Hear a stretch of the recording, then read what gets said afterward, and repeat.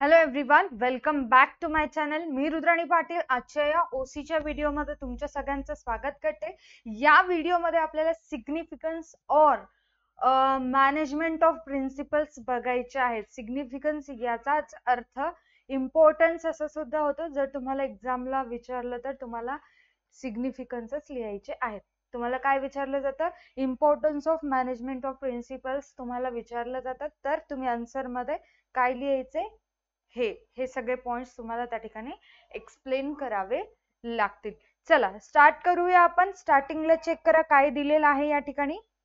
As we have discussed the nature of principles of management. आपण मागच्या लेक्चरमध्ये nature बघितलं, त्याला मराठीमध्ये स्वरूप असं म्हणतो की प्रिन्सिपल्स कसे असतात, कशा पद्धतीने बिहेव करतात, त्या गोष्टी आपण डिस्कस केलो. तर it can be said that management principles are applicable everywhere. म्हणजेच तर स्वरूपानुसार असं आहे की जे आपले प्रिन्सिपल्स आहेत ते सगळीकडे लागू होत असतात. प्रत्येक स्तरावरती म्हणजेच प्रत्येक स्टेजला, प्रत्येक लेवलवरती बिझनेस मधल्या तिथे किंवा साईज नुसार, नेचर नुसार किंवा वेगळ्या टाईपचे ऑर्गनायझेशन असेल, सर्व्हिस सेक्टर असेल, मॅन्युफॅक्चरिंग असेल किंवा पब्लिक असेल, प्रायव्हेट असेल, प्रत्येक ठिकाणी आपले प्रिन्सिपल्स अप्लाय होत असतात. Okay, then they are in the form of predetermined solution. म्हणजे जे आपले व्यवस्थापनाची तत्वे आहेत, जे प्रिन्सिपल्स ऑफ मॅनेजमेंट आहेत, ते प्री डिटरमाइंड सोल्युशन आहेत. प्री डिटरमाइंड सोल्युशन्स म्हणजे काय? पूर्वनियोजित उपाययोजना. अगोदरच एखादी सिच्युएशन फ्युचर मध्ये घडणार आहे, ती घडू दे किंवा न घडू दे, त्या सिच्युएशनची, त्या प्रॉब्लेमचं सोल्युशन आपल्याला इथं आता प्रेझेंट मध्येच करून ठेवावं लागतं. प्रॉब्लेम येतं फ्युचर मध्ये, पुढे तेच सांगितलंय, चेक करा. For the problems which are recurring, म्हणजेच भविष्यामध्ये पुन्हा पुन्हा येणारे जे प्रॉब्लेम्स असतात, फ्युचर मध्ये येणारे जे प्रॉब्लेम्स असतात, त्यांचं सोल्युशन आपल्याला आत्ताच करून ठेवावं लागतं. त्याला आपण म्हणतो प्री डिटरमाइंड सोल्युशन्स. आता हे जे प्रिन्सिपल्स आहेत आपल्याला अशाच प्रकारच्या पूर्वनियोजित उपाययोजनेच्या स्वरूपात मदत करत असतात. प्री डिटरमाइंड सोल्युशन आपल्याला देत असतात. ओके, तेव्हा जरी संकट आलं तरी प्रिन्सिपल्स कुठे ना कुठे आपल्याला आधीच अवेअर करून ठेवत असतात की फ्युचर मध्ये असं असं प्रॉब्लेम येऊ शकते. त्यासाठी काय करायचं ते आत्ता प्रेझेंट मध्ये सोल्युशन बघून ठेवायचं. फक्त हिंट देत असतात, सांगत असतात. Okay, they are guiding the manager, so it is important for every manager to know them. ते प्रिन्सिपल्स जे आहेत मॅनेजरला गाईड करत असतात, वेळोवेळी येणाऱ्या प्रॉब्लेम्स त्यांना अलर्ट करत असतात, सांगत असतात की फ्युचर मध्ये पण असं होऊ शकतंय, तुम्हाला आत्तापासूनच त्याच्यावरती कुठलं सोल्युशन असेल ते विचार करून ठेवावं लागेल. म्हणजेच काय करतात? गाईड करत असतात. तर गाईड करत असल्यामुळं मॅनेजरला सुद्धा प्रिन्सिपल्स माहिती असणं गरजेचं आहे. ठीक आहे, प्रिन्सिपल्सच माहिती नाही तर त्यांना गाईड कोण करणार? समजायलंय? म्हणून मॅनेजरला सुद्धा प्रिन्सिपल्स माहिती असणं फार गरजेचं आहे. In every type of organization और इन ग्रुप ऍक्टिव्हिटी, म्हणजेच प्रत्येक प्रकारच्या ऑर्गनायझेशन मध्ये, नॉन ऑर्गनायझेशन असू दे किंवा ऑर्गनायझेशन असू दे, कुठलेही असू दे, आता तर इन ग्रुप ऍक्टिव्हिटी मध्ये, सामूहिक कृतीमध्ये, one needs to apply principles according to nature, size and requirement. आता जे हे प्रिन्सिपल्स आहेत आपले, कुठल्याही प्रकारचा बिझनेस असू दे, कोणत्याही टाईपचं ऑर्गनायझेशन असू दे किंवा कोणतीही ग्रुप ऍक्टिव्हिटी असू दे, त्या ग्रुप ऍक्टिव्हिटी मध्ये सुद्धा आपले जे प्रिन्सिपल्स आहेत ते त्यांच्या नेचर नुसार अप्लाय होतात, साईज नुसार अप्लाय होतात आणि रिक्वायरमेंट नुसार म्हणजेच गरजेनुसार अप्लाय होत असतात. आता याचं एक्झाम्पल सांगायची गरज नाही, तुम्हाला लक्षात आलं असेल. जर बिझनेस स्मॉल साईज असेल तर सेंट्रलायझेशन. साईज बद्दल म्हणते, साईज बद्दल समजून सांगते. स्मॉल बिझनेस असेल तर सेंट्रलायझेशन, लार्ज बिझनेस असेल तर त्या ठिकाणी आपल्याला डिसेंट्रलायझेशन करावं लागते. म्हणजे जे आपले प्रिन्सिपल्स आहेत ते नेचर, साईज, रिक्वायरमेंट नुसार त्याच्यामध्ये आपल्याला चेंजेस करावे लागतात, त्याच्यानुसार ते आपल्याला अप्लाय करावे लागतात. These principles are tested and practiced worldwide from many years. आता काय म्हटलेलं आहे, जे आपले प्रिन्सिपल्स आहेत ते बरीच वर्ष आपल्या स्वतःच्या बिझनेस मध्ये प्रॅक्टिस करून झाल्यानंतर, चाचणी करून झाल्यानंतर वर्ल्ड वाईड म्हणजे संपूर्ण जगभरामध्ये खूप वर्ष ही प्रिन्सिपल्स वापरण्यात आली आहेत. एकदा काय प्रिन्सिपल्स तयार केले हेनरी फ्युएल किंवा FW टेलर यांनी, विविध शास्त्रज्ञात विविध प्रिन्सिपल्स सांगणारे आहेत. ठीक आहे. तर त्यांनी जे प्रिन्सिपल्स तयार केले, फॉर एक्झाम्पल हेनरी फ्युएल यांनी त्यांचे 14 प्रिन्सिपल्स तयार केले, डेव्हलप केले. त्याच्यानंतर बरीच वर्ष सगळीकडे जगभरामध्ये ते प्रिन्सिपल्स वापरण्यात आलेली आहेत. कधी तयार केले, त्यांचा जन्म कधीचा होता आणि त्यांचा मृत्यू 19 किती म्हणजे तेव्हाचा होता, म्हणजे तेव्हापासून आतापर्यंत सुद्धा ते प्रिन्सिपल अस्तित्वात आहेत. ओके. त्याच्यानंतर पुढे, therefore it is important to study the significance or importance of management principles with the help of the following facts. तर आपल्याला हे जे इम्पॉर्टन्स आहेत, importance of principle of management किंवा सिग्निफिकन्स असू दे, ते शिकणं सुद्धा अतिशय महत्वाचं आहे. ते आपल्याला शिकायचंय कशाच्या आधारे, तर खाली काही पॉइंट्स दिलेले आहेत, खाली काही तथ्य दिलेले आहेत. त्या तथ्यांच्या आधारे आपल्याला ते शिकून घ्यायचं आहे की आपले जे प्रिन्सिपल्स आहेत त्यांचं काय इम्पॉर्टंट आहे, महत्व आहे, की बरीच वर्ष जगभरामध्ये सगळेजण वापरेल, एक्झॅक्टली काय काम करतात, काय आहे, हे आपल्याला आजच्या या व्हिडिओमध्ये डिस्कस करायचंय. तर फर्स्ट वन पॉइंट आहे, चेक करा, provides useful insight to managers. ठीक आहे. काय म्हटलेलं आहे, provides useful insight to manager means व्यवस्थापकाला, मॅनेजरला उपयुक्त, मॅनेजरमध्ये उपयुक्त जाणीव निर्माण करते की बाबा तू जर व्यवस्थापक असशील, तू जर मॅनेजर असशील तर तुला सगळ्या सिच्युएशनला फेस करावं लागतं. जे सिच्युएशन असते, जी प्रॉब्लेम असते, त्या सगळ्यांना फेस करावं लागतं. तर तुला फेस करते वेळी तुझ्या माइंड मध्ये, सबकॉन्शियस माइंड मध्ये फिट करून ठेवावं लागतं की काहीही झालं तरी मी याला नाकारू शकत नाही, मला प्रॉब्लेमला फेस करावं लागते, म्हणजे लागतेच. कोणतीही सिच्युएशन असू दे, छोट्यातल्या छोट्या गोष्टी सुद्धा फेस करावी लागते. तर आता या पॉइंट नुसार तुला फ्युचर मध्ये त्या गोष्टी फेस कराव्या लागतात. तर त्याची जाणीव ते आधीच आपल्याला सांगून ठेवतात प्रिन्सिपल की बाबा तुला फ्युचर मध्ये काहीतरी फेस करायचंय, प्रॉब्लेम येणार आहे, तर त्याच्याबद्दल हिंट सुद्धा देतात आणि सोल्युशन सुद्धा थोडक्यात एक्सप्लेन करत असतात, सांगत असतात. ओके. आता चेक करा या ठिकाणी, the principles of management help the manager to understand organization. आपला जो बिझनेस आहे ते समजून घेण्यासाठी मॅनेजरला प्रिन्सिपल्स हेल्प करत असतात. पुढे काय सांगितलं, the study of the principles helps to improve the understanding of the situation and problems. आता प्रिन्सिपल्सचा अभ्यास केल्यानंतर, द स्टडी ऑफ द प्रिन्सिपल्सचा अभ्यास केल्यानंतर मॅनेजरला सिच्युएशन समजून घेण्यास, प्रॉब्लेम समजून घेण्यास मदत होत असते. आता नीट आहे का, बिझनेस मध्ये आपल्या एखादी सिच्युएशन आली किंवा एखादा प्रॉब्लेम आला, तर मॅनेजरला प्रॉब्लेम समजत नाही की एक्झॅक्टली होतंय काय. सपोज कोरोना आला होता, कोरोना आल्यानंतर त्या प्रॉब्लेमला कसं फेस करायचं, ती सिच्युएशन कशी समजून घ्यायची, हे मॅनेजरला समजतच नव्हतं. का समजत नव्हतं, कारण त्यांनी प्रिन्सिपल्सचा चांगला अभ्यास केला नव्हता. जर मॅनेजरने प्रिन्सिपल्सचा चांगला अभ्यास केला तर कोरोना येऊ दे किंवा दुसरं कोणतं बिमारी येऊ दे, त्या पिरियड मध्ये सुद्धा त्यांनी एकदम कामली, डोकं शांत ठेवून ती सिच्युएशन हँडल केली असतं, सिच्युएशन समजून घेतलं असतं. प्रॉब्लेम नेमकी काय व्हायली, बिझनेस बंद व्हायला, मग आता आपल्याला काहीतरी वेगळं करावं लागणार आहे, म्हणजे सिच्युएशन समजून घेण्यात मदत होत असते, इम्प्रूव्ह होत असते. Okay. Improve the understanding of the situation and problems. It further helps the manager to find out the solution to the problems.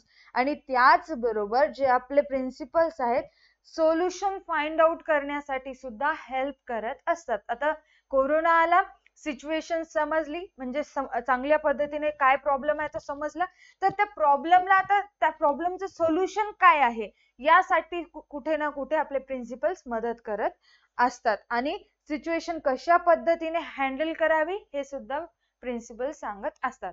आता हँडल कशा पद्धतीने करावी म्हणजेच काय, आता मी सांगितले कोरोना आला आणि पटापट सगळ्यांचे बिझनेस बंद होऊ लागले, कारण कोणाकडे ऑप्शनच नव्हता, सगळे घरी बसले होते, त्यांच्याकडे दुकानामध्ये जातच नव्हतं किंवा बिझनेस ऑटोमॅटिकली बंद होण्याच्या मार्गावर आले होते.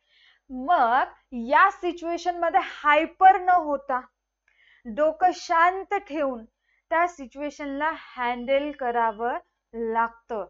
जर घाबरून गेला आता माझं काहीच खरं नाही म्हटलं का नाही, त्याला पण ऑटोमॅटिकली तो बिमार पडेल आणि सगळंच बंद होईल. बिझनेस तर जाईलच, फक्त जे हिम्मत ठेवले त्या पिरियड मध्ये त्यांचा बिझनेस आणि नवीन युनिकनेस नवीन टेक्निकचा उपयोग केला, त्यांचा बिझनेस खूप जास्त वाढलेला आहे. ओके, पुढे बघा, management principles are an outcome of the experience of various professional people. आता याचं मीनिंग काय आहे, विविध व्यावसायिक लोकांच्या, मराठीमध्ये विविध प्रोफेशनल पीपलच्या अनुभवाचा परिणाम हे आपले प्रिन्सिपल्स आहेत. एक्सपिरियन्सचा आउटकम हे आपले प्रिन्सिपल्स आहेत. आता याचं म्हणणं काय म्हणजे मीनिंग काय, जसं हेनरी फ्युएल यांनी व्यवसायामध्ये खूप सारे एक्सपेरिमेंट्स केले, एक्सपिरियन्स घेतलं, किती सारे सराव केले, एक्सपेरिमेंट बिझनेस मध्ये केले. मग ते एक्सपेरिमेंट केल्यानंतर, ऑब्झर्वेशन केल्यानंतर कुठे ना कुठे रिझल्ट पाहायला मिळाला, त्या रिझल्टचं रूपांतर रिझल्ट डेव्हलप केलं त्यांनी प्रिन्सिपल मध्ये. आता त्यांच्या एक्सपिरियन्सचा रिझल्ट किंवा आउटकम काय होतं, आपले प्रिन्सिपल्स होते. तसेच हेनरी फ्युएल आहेत आणि फ्रेडरिक विन्स्लो टेलर आहेत, यांच्या सगळ्या अनुभवाचा एक्सपिरियन्सचा आउटकम हे आपले प्रिन्सिपल्स आहेत. तर फॉर्म्युला तुम्हाला लक्षात असेल, experiments plus observation equals to principle. शेवटी जे आहे ते आउटकम आहे. Okay, the use of these principles is helping manager about the manner. Step by step जाऊ, काय म्हटलं बघा, the use of these principles, या तत्वांचा उपयोग केल्यानंतर, is helping managers about the manner in which he should act in different situation.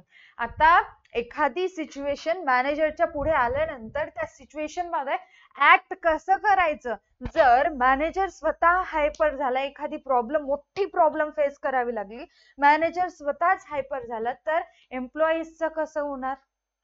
त्यासाठी मॅनेजरला कामली डोकं शांत ठेवून काम करावं लागतं, कारण त्याचे एम्प्लॉईज त्याच्याकडे बघत असतात.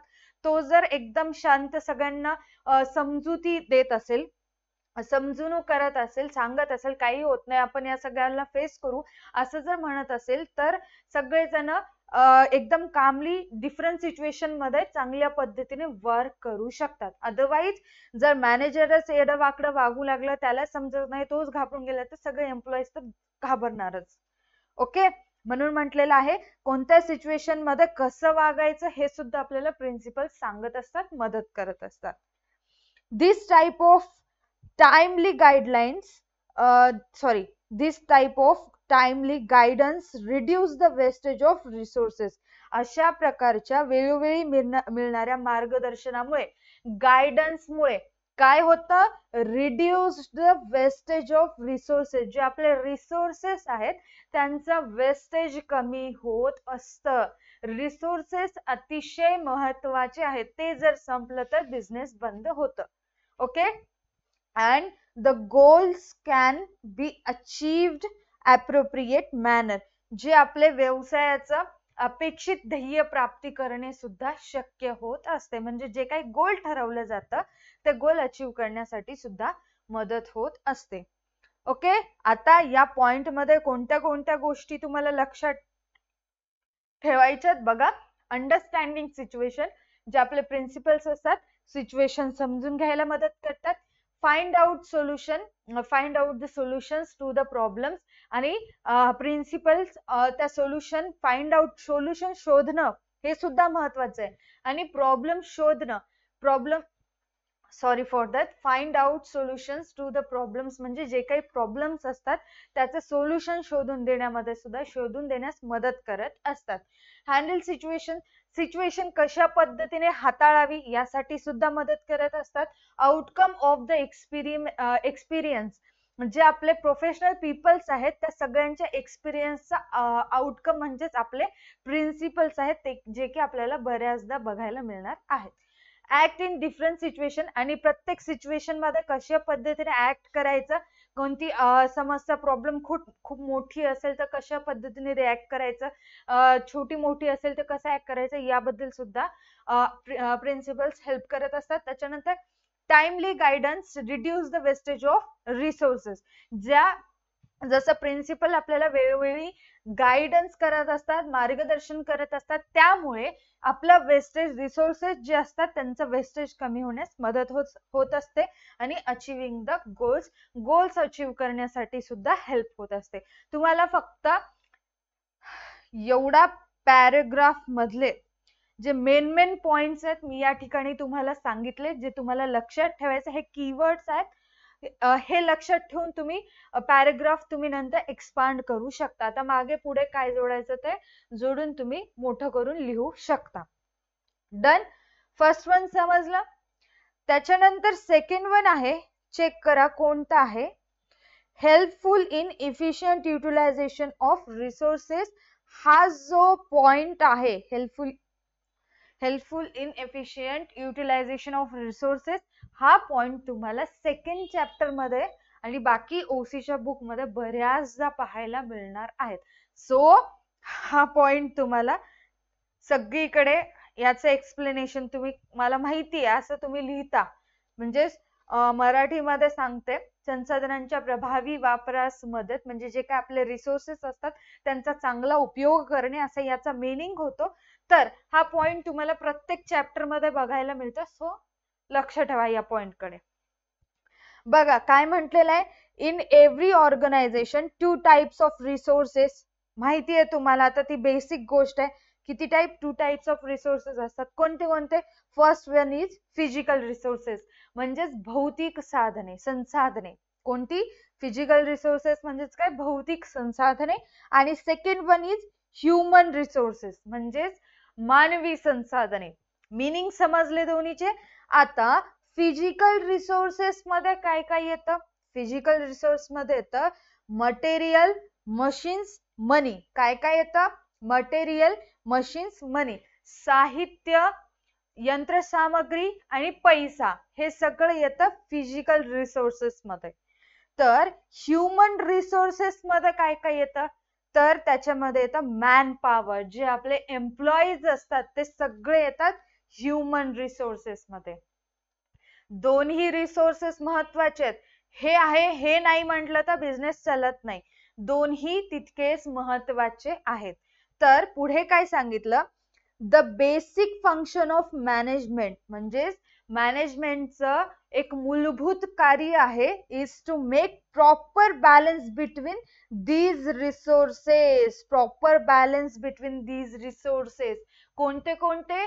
जे फिजिकल रिसोर्सेस आणि ह्युमन रिसोर्सेस यांच्यामध्ये प्रॉपर बॅलन्स असणं गरजेचं आहे. कसं? तर इथे तराजू दिसतंय तुम्हाला, अशा पद्धतीने फिजिकल रिसोर्सेस आणि ह्युमन रिसोर्सेस यांच्यामध्ये cut to cut proper balance असणं गरजेचं असतं. आता हे बॅलन्स कशा पद्धतीने करायचं? तर ते सुद्धा सांगितलेलं आहे, by putting them to optimum use. जे रिसोर्सेस आहेत त्यांचं ऑप्टिमम यूज करणं. ऑप्टिमम यूज म्हणजेच काय?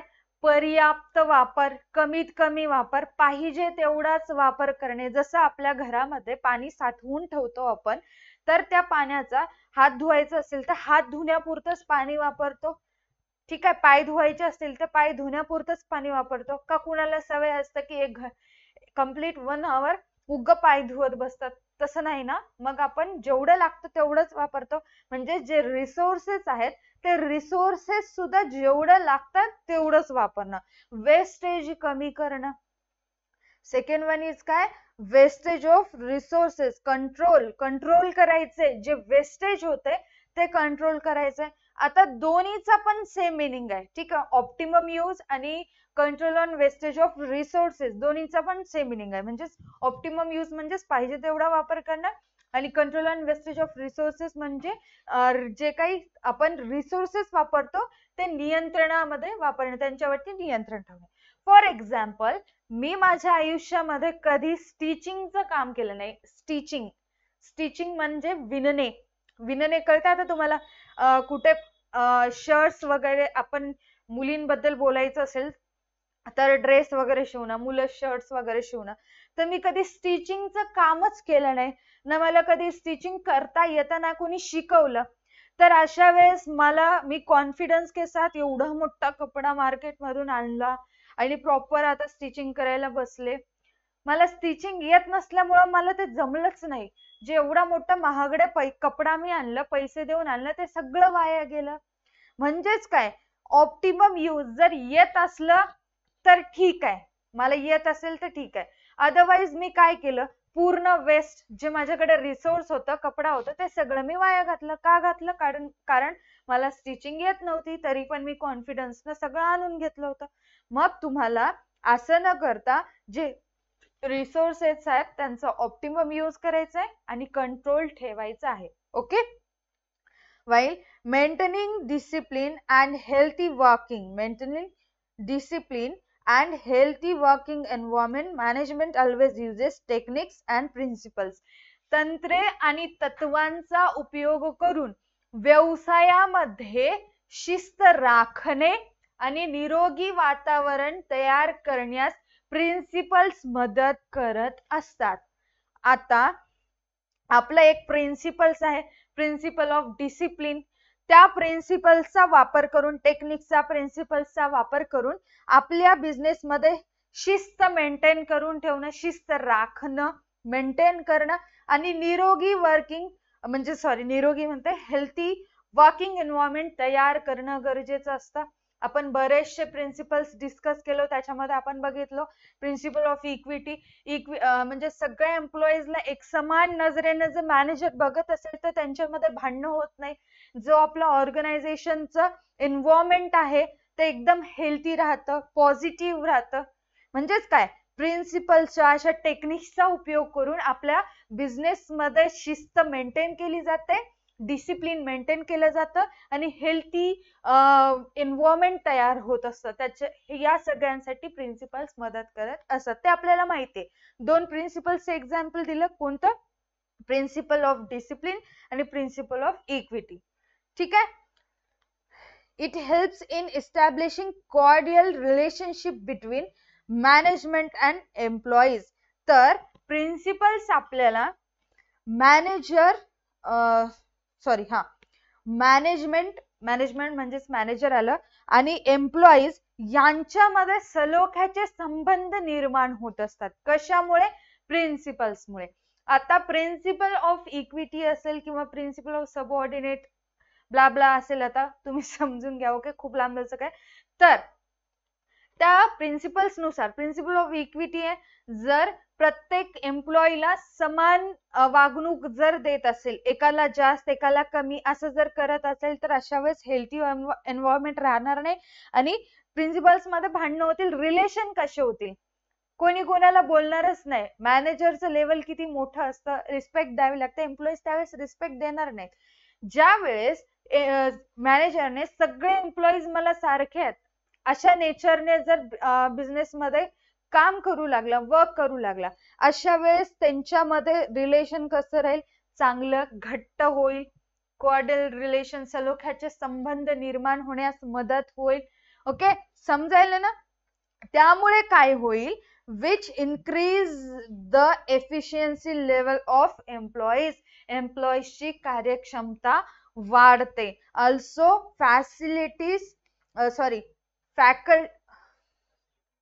फॅसिलिटेट्स द इफेक्टिव्ह ऍडमिनिस्ट्रेशन आणि प्रभावी प्रशासनास सुद्धा मदत होत असते.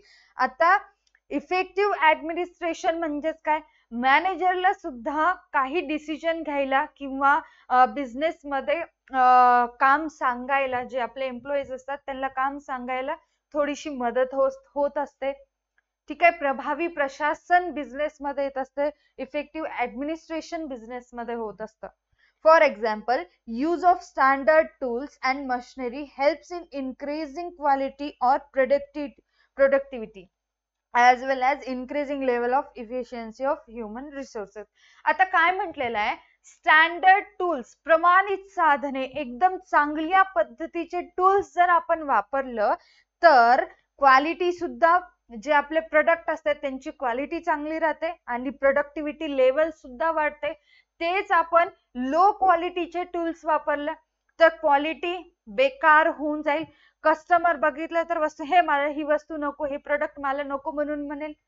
ठीक आहे, म्हणून स्टँडर्ड टूल्स वापरावे लागतात, प्रमाणित साधने वापरावी लागतात. त्यामुळे काय होतं, क्वालिटी आणि प्रोडक्टिव्हिटी लेवल वाढतं. आणि त्याचबरोबर मशीन सुद्धा क्वालिटी, म्हणजे मशीन सुद्धा स्टँडर्ड असलं पाहिजे, प्रमाणित मशीन्स असले पाहिजे. आता स्टँडर्ड मशीन म्हणजेच काय बरं, मशिनरीज म्हणजे काय, सपोज आपल्या बिझनेस मध्ये वर्कर्स काम करतायत आणि ते ज्या मशीनवर काम करतात, ज्या मशीनचा उपयोग करतात कामामध्ये, तर त्या मशीनचा खडखड खडखड खडखड खूप आवाज येते, कुठला तरी नट वगैरे लूज झालेला आहे किंवा निघूनच गेलेला आहे, एवढा भयंकर आवाज करते, त्याच्यामुळे एम्प्लॉईजला त्रास होते. एक तर ते खडखड आवाज करते आणि तिथला एका ठिकाणचा नट गेल्यामुळं जे काही काम करतायत ते काम, प्रोडक्ट चांगल्या पद्धतीने बाहेर पण येत नाही, म्हणजे प्रोडक्ट मध्ये खराबी दिसून येते. मग क्वालिटीवर अफेक्ट झाला, क्वालिटी डाऊन होणार, चांगली थोडीच होईल. एक नट सुद्धा परिणाम करू शकतो. आवाज एक तर खूप जास्त यायले आणि ते नट लूज झाल्यामुळे किंवा निघून गेल्यामुळे प्रोडक्टवर त्याचा इफेक्ट पडायला, क्वालिटी गेली खड्ड्यात. त्याच्यानंतर प्रोडक्टिव्हिटी लेवल पण गेलं. असंच खडखड खडखड चालू राहिलं तर एम्प्लॉईज काम कसं करतील तिथे. म्हणून मशिनरी सुद्धा, स्टँडर्ड मशिनरीचा उपयोग करणं सुद्धा गरजेचं असतं. आणि त्याचबरोबर काय होतं, इन्क्रीजिंग लेवल म्हणजेच ह्युमन रिसोर्सेस जे आहेत, मानवी संसाधन आहेत, त्यांची एफिशियन्सी सुद्धा वाढत असते. ठीक आहे, क्लिअर आहे. आता नीट बघा, तुम्हाला काय काय लक्षात ठेवायचं आहे या पॉइंट बद्दल. तर रिसोर्सेस दोन टाइपचे असतात, फिजिकल रिसोर्सेस, ह्युमन रिसोर्सेस.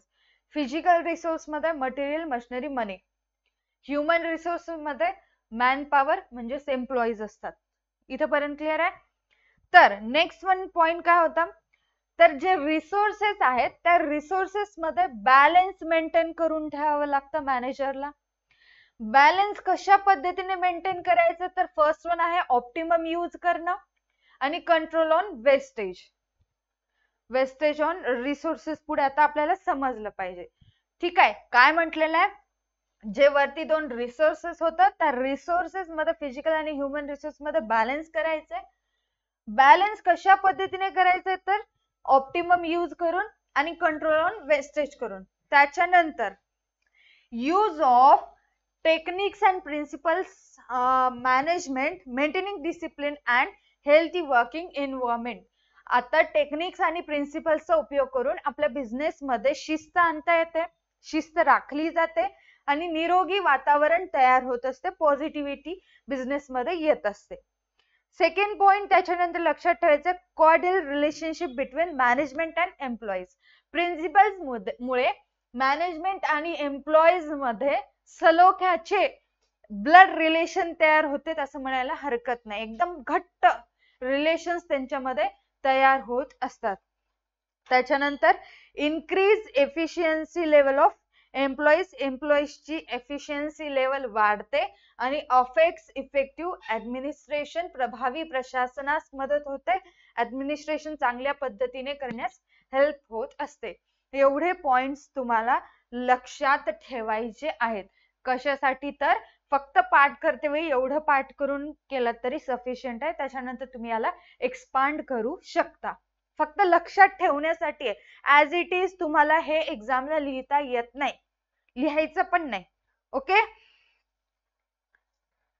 हा. त्याच्यानंतर third one is scientific decision. बघा आता या ठिकाणी चेक करा, सायंटिफिक डिसिजन म्हणजे शास्त्रीय निर्णय. तुम्ही आणखीन FW टेलर यांचे मी तुम्हाला शिकवलं नाही, ज्यावेळेस मी तुम्हाला ते शिकवेन तुम्हाला सायंटिफिक या पर्टिक्युलर वर्डचा मीनिंग प्रॉपर पद्धतीने समजून सांगेल. ठीक आहे, तात्पुरतं आता मी तुम्हाला या ठिकाणी शॉर्ट मध्ये एक्सप्लेन करते. त्यावेळेस मी तुम्हाला FW टेलर यांच्या प्रत्येक पॉइंट मध्ये, प्रत्येक सेंटेन्स मध्ये सायंटिफिक सायंटिफिक सायंटिफिक आहेच आहेच आहेच, त्यावेळेस मी तुम्हाला ब्रीफ मध्ये सांग. तात्पुरतं लक्षात ठेवायचंय, in business organization a scientific decision means systematic और बॅलन्स्ड डिसिजन. आता शास्त्रीय निर्णय म्हणजेच पद्धतशीर आणि संतुलित निर्णय घेणे होय. आता सिस्टमॅटिक, पद्धतशीर आणि बॅलन्स्ड म्हणजेच काय? मॅनेजर बिझनेस मध्ये, सपोज मीच मॅनेजर आहे असं समजा, माझं मन केलं, या ठिकाणी बघू शकता तुम्ही, येताय मी ते एक्झाम्पल समजून सांगते. सिस्टमॅटिक अँड बॅलन्स डिसिजन किंवा तुम्हाला सायंटिफिक डिसिजन समजून सांगते. एखादं डिसिजन आपल्या बिझनेस मध्ये घ्यायचं आहे, मॅनेजर आणि एम्प्लॉईज चालू आहे, एम्प्लॉईज थोडासा चांगला आहे आपला असं समजा फक्त, तर एखादं डिसिजन घ्यायचं होतं, इम्पॉर्टंट होतं, तर त्यावेळेस मॅनेजर काय रिस्पॉन्स केला माहितीये का तुम्हाला? मॅनेजर म्हणला मेरा मन ऐसा बोल रहा है वही होगा. म्हणजे जे डिसिजन घ्यायचं आहे ते डिसिजन मनानं घेतोय, विचार करत नाही की सिच्युएशन काय आहे, कशा पद्धतीने करायचे, एम्प्लॉईज किती आहेत, प्रोडक्ट्स किती वापरायचे, रिसोर्सेस कसे वापरायचे, कोणाला हे प्रोजेक्ट द्यायचं, या सगळ्या गोष्टींचा विचारच करत नाही. डायरेक्टली डिसिजन मनाने, डोक्यांचा वापरच करत नाहीये. डायरेक्टली म्हणते माझं मन असं म्हणायलंय, म्हणजेच मनानं डिसिजन घेऊन टाकते. तर हे तुमचं सायंटिफिक डिसिजन नाही. लक्षात घ्या, हे माझं मन करायलंय म्हणून मी हेच करणार, हे सायंटिफिक डिसिजन नाही. जसं की आता सपोज संडेला तुमची एक्झाम आहे असं जर तुम्हाला म्हटलं, तर तुमचं अभ्यासात मन लागणार झालंय, माझं मन अभ्यास कर असं मला म्हणणं चाललंय, म्हणून तुम्ही अभ्यास जर नाही केला तर संडेला एक्झाम मध्ये तुमचे वांदे लागतील. तर तुम्हाला डोक्याने विचार करावा लागेल. मन जरी नाही मानत असेल, काहीही करून तुम्हाला अभ्यासामध्ये डोकं घालावंच लागतं, मूड बनवावं लागतं, तर तुम्हाला संडेची एक्झाम चांगली जाईल. इथे पण तसंच असतं. याचं मन करायला म्हणून डिसिजन घेतलं तर सगळं सत्यानाश होईल. डिसिजन चुकीचा ठरेल आणि सगळं वेस्टेज तर होईल आणि सगळे शिव्या सुद्धा देतील. ओके, तर सायंटिफिक डिसिजन म्हणजेच काय? थोडा सोच कर बताता हूं, थोडस विचार करून सांगतो थांब, हे सायंटिफिक डिसिजन आहे, पद्धतशीर आहे. आता नीट लक्ष द्या, मी पहिली सिच्युएशन सांगले, मनातून सांगते की हा माझं हे मन म्हणलेलं आहे, आज तुम्हाला हे सगळं हेच काम करायचं, ऍज इट इज करायचंय. पण इथे मॅनेजर सेकंड सिच्युएशन काय आहे? मॅनेजर म्हणते की थांब थोडं विचार करू दे मला, काय सिच्युएशन आहे, किती एम्प्लॉईज आहे, प्रोजेक्ट कोणता आहे, रिसोर्सेस किती आहेत, बाहेरून आणावे लागतील का, किंवा कोण पैशांची आणखीन गरज आहे का, कॅपिटल लागते का, आणखीन एक्स्ट्रा मशिनरी लागतात का, टूल्स लागतात का, या सगळ्या गोष्टींचा विचार करते आणि विचार करून डिसिजन घ्यायले, ते येतं तुमचं सिस्टमॅटिक अँड बॅलन्स्ड डिसिजन. समजलं आता? सगळ्या गोष्टींचा विचार करून डिसिजन घेणं म्हणजेच काय? मनाला शांत करून, डोक्याचा उपयोग करून, संडेला एक्झाम आहे अभ्यास करत बसणं, हे आहे तुमचं सायंटिफिक डिसिजन. तुमची रॉंग मेथड किंवा रॉंग डिसिजन काय असतं? हा माझं मन मानना चले, आज अभ्यास करा वाटना चले, संडेची एक्झाम गेली, हे रॉंग डिसिजन आहे. ठीक आहे, समजलं? दोन्ही मधला डिफरन्स समजला तुम्हाला? आता पुढे काय सांगितलेलं आहे? Principles train the managers to handle critical situation tactfully. हा, हे आपल्याला माहिती आहे. आता जे प्रिन्सिपल्स असतात त्या मॅनेजरला कितीही क्रिटिकल सिच्युएशन असू दे, किती मोठा प्रॉब्लेम असू दे, त्या प्रॉब्लेमला फेस करायला सुद्धा मदत करत असतात, टॅक्टफुली हँडल करण्यासाठी मदत करत असतात. Otherwise the managers have to work always with trial and error method. हा, आता नीट ऐका, जर मॅनेजरला प्रिन्सिपल्स या ठिकाणी माहिती असणं गरजेचं आहे. हे बेसिक गोष्ट आहे, तुम्हाला माहिती आहे. तर प्रिन्सिपल्स माहिती असतील तर क्रिटिकल सिच्युएशन टॅक्टफुली हँडल करण्यासाठी सुद्धा प्रिन्सिपल्स मदत करत असतात.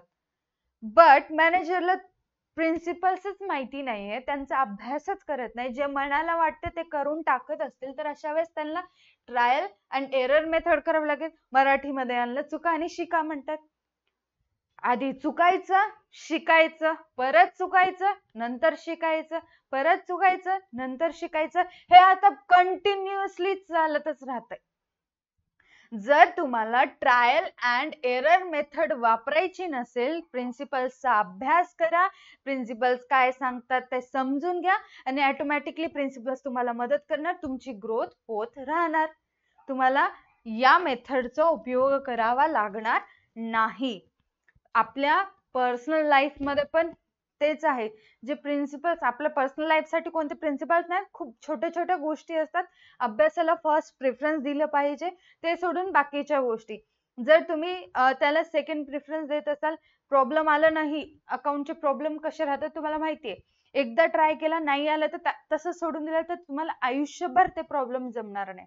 जोपर्यंत प्रॉब्लेम तुम्हाला येत नाही तोपर्यंत त्याची प्रॅक्टिस तुम्हाला करत राहावी लागेल. नाहीतर तुम्हाला सतत चुका आणि शिका, trial and error method apply करावी लागते. ओके, बघा, with the use of various management principles, म्हणजेच वेगवेगळ्या व्यवस्थापनाच्या तत्वांचा उपयोग करून one can get an idea about how to analyze the situation. Principles आपल्याला किती मदत करतात समजलं तुम्हाला. आणखीन एक मदत करतात कोणती, तर सिच्युएशन अनालाइज करायला, विश्लेषण करायला, की बाबा कोरोना आलं, आता आपला बिझनेस कसा रन करायचा, सिच्युएशन कशी हँडल करायची, सिच्युएशन कशी समजून घ्यायची. आता कोरोना आला, अनालाइज करताय, आता सिच्युएशन अनालाइज करतायत, विश्लेषण करावं लागतं आपल्याला समस्येचं. तर परिस्थितीचं विश्लेषण करायचंय. आपला बिझनेस कोणत्या प्रकारचा आहे. सपोज आपला कपड्यांचा बिझनेस असेल तर आपण मालामाल, आता अदरवाईज भांड्याचा वगैरे असेल तर आपण झिरो मध्ये जाणार. तर आपला ह्याचा काय म्हणतो आपण, टेक्सटाईलचा बिझनेस आहे आपला. सो सिच्युएशन आहे आपली की आता कोरोना आला, सगळीकडे लॉकडाऊन लागलं, सगळे घरी बसतात, बिझनेस वर्क करत नाही, चालत नाही. तर आता अनालाइज करायचंय, विश्लेषण करायचंय. माझा तर टेक्सटाईलचा बिझनेस आहे, जर दुसरा कोणता असेल तर मला पण बंद करावं लागलं असतं. बट टेक्सटाईलचा असल्यामुळे माझा तो प्लस पॉइंट आहे. मी काहीतरी नवीन आयडिया वापरून, काहीतरी तयार करून मी कस्टमरला अशा सिच्युएशन मध्ये, लॉकडाऊन असताना सुद्धा माझे कस्टमर मी बनवू शकते. तर हे सिच्युएशन अनालाइज करावं लागतं. त्यांनी अनालाइज केलं.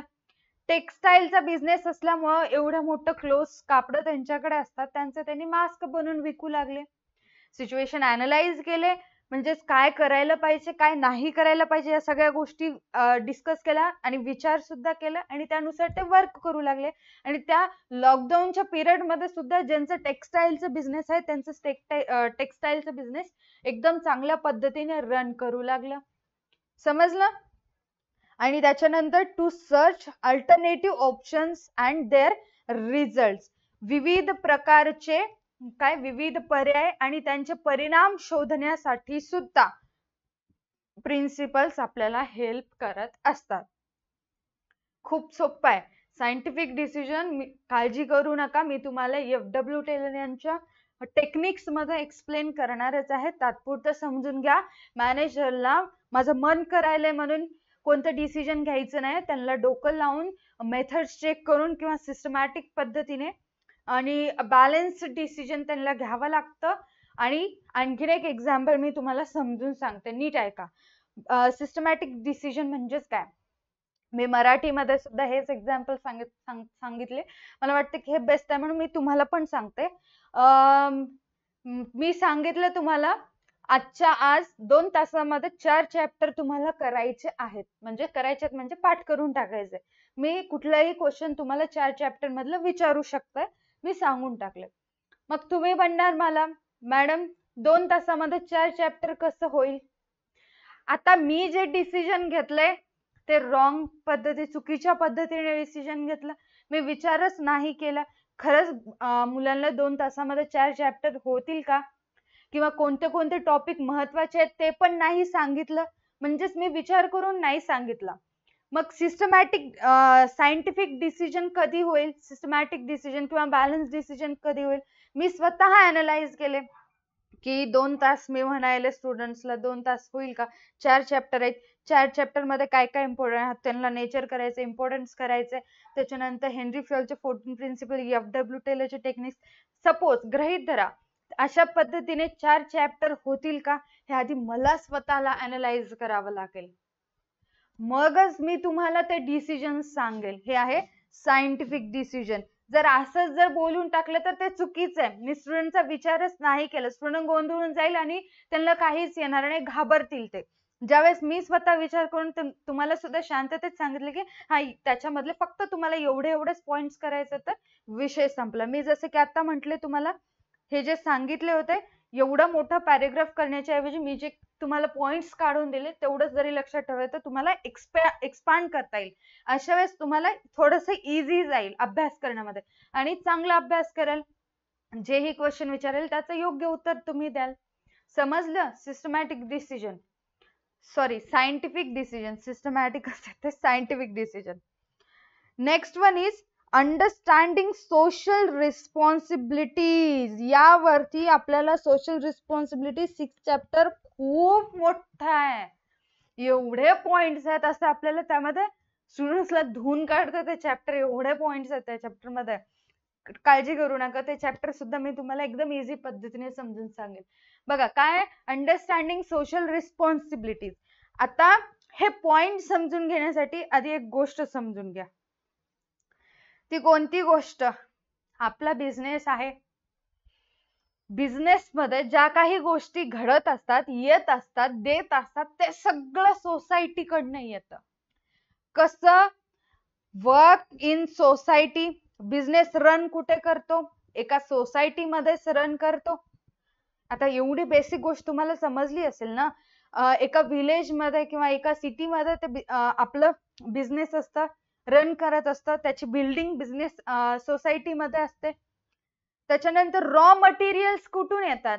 सोसायटी मधून येतात, नेचर कडून येतात. नेचर हे सोसायटीचाच पार्ट झाला. रॉ मटेरियल सुद्धा सोसायटी कडून येतात. बिझनेस मध्ये इन्व्हेस्टर्स कुठून येतात? इन्व्हेस्टर सुद्धा सोसायटीचाच पार्ट असतात. सोसायटी म्हणजेच काय? समाज. आजूबाजूला बिझनेस सोडून आजूबाजूला जेही दिसायला ते सोसायटी समाज असतं. ठीक आहे. पुढे कस्टमर कुठून येतात? ते सुद्धा सोसायटी, समाज. समजायला ना. कस्टमर सुद्धा तिकडचेच असतात. एम्प्लॉईज कुठले असतात? आपल्या बिझनेस मध्ये मेन जे ह्युमन रिसोर्सेस आहेत ते ह्युमन रिसोर्सेस कुठून येतात? सोसायटी मधून येतात, समाजामधून येतात. मग आता मला सांगा, आपला हा बिझनेस एवढं काही सोसायटी कडून घेत आहे तर सोसायटी तर म्हणेल ना हमें भी कुछ चाहिए, हमारे तरफ भी कुछ रिस्पॉन्सिबिलिटी बनती है ना. तसंच आहे. आता हे जे रिस्पॉन्सिबिलिटी आपल्याला सोसायटीसाठी कराव्या लागतात, पार पाडाव्या लागतात, त्या रिस्पॉन्सिबिलिटी सुद्धा समजून सांगतात प्रिन्सिपल्स. पॉइंट काय म्हणतं? Understanding social responsibilities. Social responsibilities सांगत असतात, समजून सांगत असतात की बाबा ह्या सोशल रिस्पॉन्सिबिलिटीज तुमच्या आहेत, तुम्ही याच्यावरती वर्क करा. ठीक आहे. बघा या ठिकाणी ते सांगितलेलं आहे. Management principle are based on every aspect of organisation.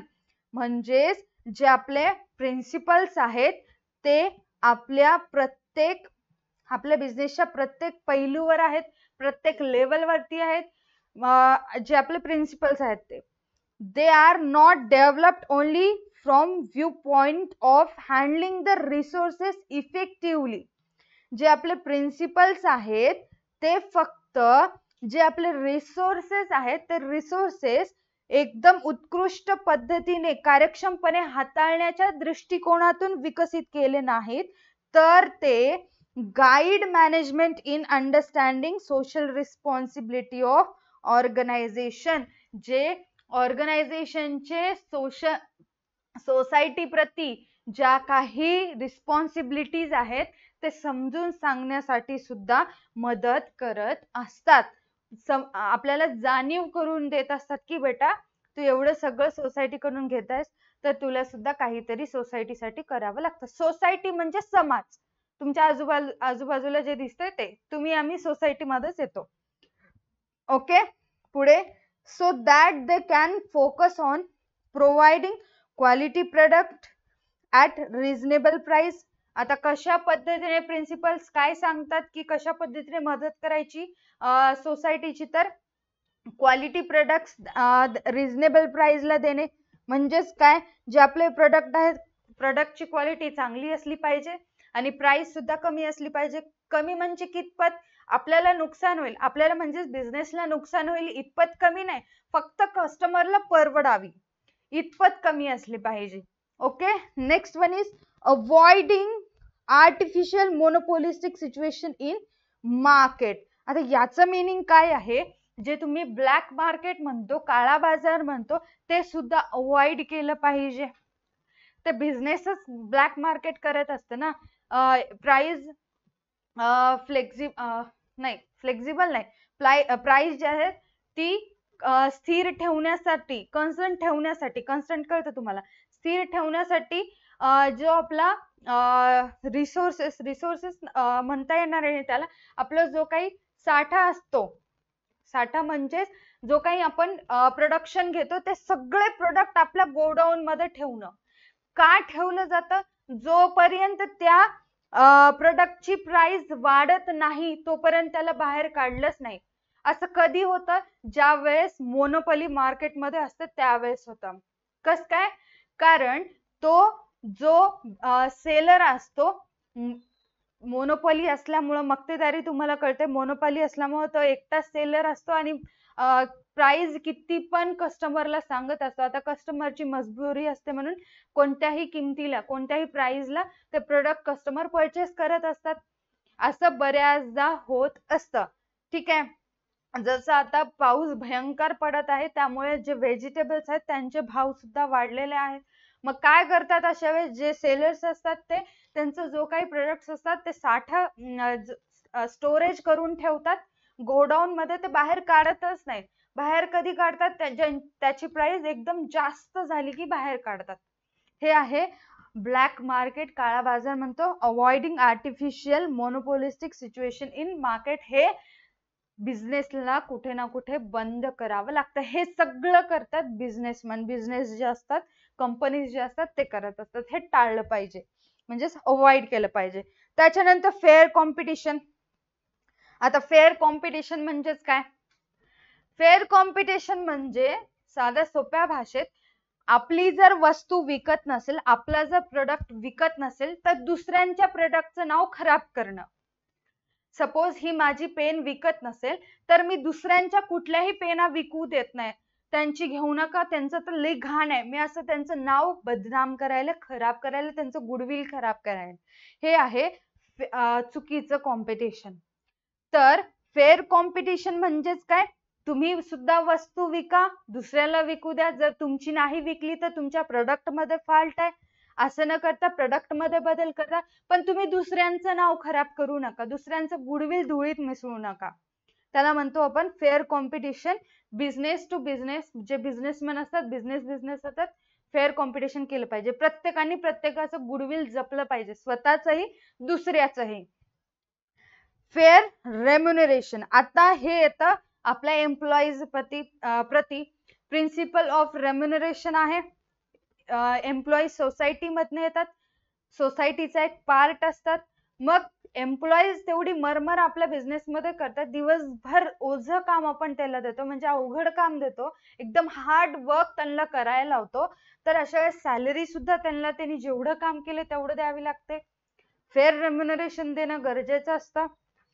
Change in environment म्हणजेच व्यवसायामध्ये पर्यावरणामध्ये बदल सुद्धा घडवून व्यावसायिक आणत असतात. व्यावसायिक म्हणजेच बिझनेस मध्ये येत असतात.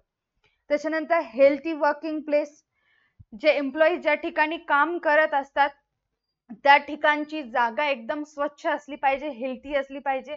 ज्या पद्धतीने काम करत असतात त्यांना ग्लोव्स देणं, जर हार्ड काम असेल तर त्यांना हेल्मेट देणं. जसं मायनिंग मध्ये काम करत असतील, ग्लोव्स, टॉर्च, विविध प्रकारचे शूज, त्याच्यानंतर जी टोपी असते, काय म्हणतो आपण त्याला, हॅट वगैरे चांगल्या पद्धतीने प्रोव्हाइड करणं, हेल्मेट वगैरे चांगल्या पद्धतीचे प्रोव्हाइड करणं.